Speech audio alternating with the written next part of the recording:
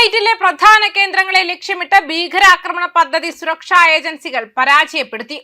രഹസ്യാന്വേഷണം നടത്തിയതിന്റെ അടിസ്ഥാനത്തിൽ ഹിസ്ബുള്ളയുമായി ബന്ധമുള്ള ഭീകര സംഘത്തിലെ 10 കുവൈറ്റി പൗരന്മാരെയാണ് അറസ്റ്റ് ചെയ്തത്. തീവ്രവാദ പ്രവർത്തനങ്ങൾക്ക് ഗൂഢാലോചന നടത്തിയെന്നാരോപിച്ച് ഇറാൻ പിന്തുണയോടെ പ്രവർത്തിക്കുന്ന ലെബനീസ് ഭീകര സംഘടനയായ ഹിസ്ബുള്ളയുടെ 10 ഭീകരരാണ് കുവൈറ്റിൽ അറസ്റ്റിലായിട്ടുള്ളത്.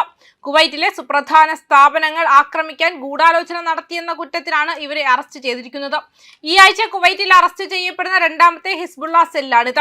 അറസ്റ്റിലായ ഭീകരരിൽ നിന്നും ഹിസ്ബുള്ള പതാകകൾ, ചെറിയ ഡ്രോണുകൾ, ഇസ്രായേൽ ആക്രമണത്തിൽ കൊല്ലപ്പെട്ട ഇറാന്റെ ആയത്തുള്ള അലി ഖമേനിയുടെയും ഹിസ്ബുള്ളയുടെ മുൻ നേതാവ് കൊല്ലപ്പെട്ട ഹസൻ നസ്രല്ലയുടെയും ചിത്രങ്ങൾ എന്നിവ പിടിച്ചെടുത്തതായി കുവൈറ്റ് ആഭ്യന്തര മന്ത്രാലയം അറിയിച്ചിട്ടുണ്ട്. ഇതിനു മുൻപ് തിങ്കളാഴ്ച കുവൈറ്റ് ആഭ്യന്തര മന്ത്രാലയം ഹിസ്ബുള്ളയുമായി ബന്ധമുള്ള 16 പേരെ അറസ്റ്റ് ചെയ്തിരുന്നു.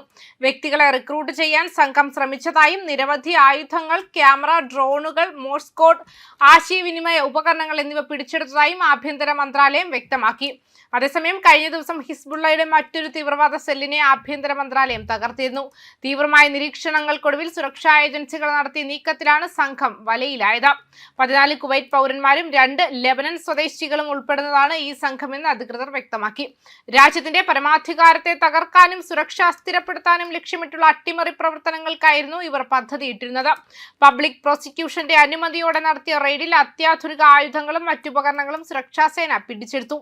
തോക്കുകൾ, വെടിയുണ്ടകൾ, കൊലപാതകങ്ങൾക്ക് ഉപയോഗിക്കുന്ന പ്രത്യേക ആയുധങ്ങൾ, എൻക്രിപ്റ്റ് ചെയ്ത ആശയവിനിമയ ഉപകരണങ്ങൾ, മോഴ്സ് കോഡ് ഉപകരണങ്ങൾ, ഡ്രോണുകൾ, മാപ്പുകൾ എന്നിവ ഇവരിൽ നിന്നും പിടിച്ചെടുത്തു. കുവൈറ്റിലെ അടക്കം എണ്ണ ശുദ്ധീകരണശാല ഇറാൻ ആക്രമിച്ചു.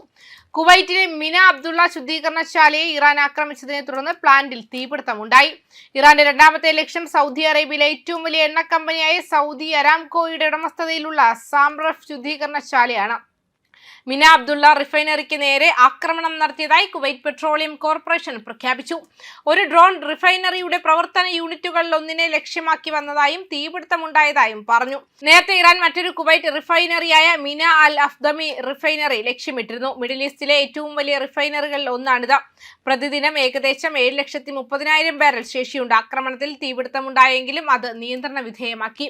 ലോകത്തിലെ ഏറ്റവും വലിയ എണ്ണ കമ്പനിയായ സൗദി അരാംകോയുടെ ഒരു റിഫൈനറി ആക്രമിച്ചുകൊണ്ട് ഇറാൻ തങ്ങളുടെ ഉദ്ദേശ്യങ്ങൾ പ്രകടിപ്പിച്ചു. വ്യാഴാഴ്ച ചെങ്കടൽ തുറമുഖ നഗരമായ യാൻബുവിലുള്ള എണ്ണ ഭീമനായ സൗദി അരാംകോയുടെ സാംറഫ് റിഫൈനറി ലക്ഷ്യമിട്ട് ആക്രമണം നടന്നു.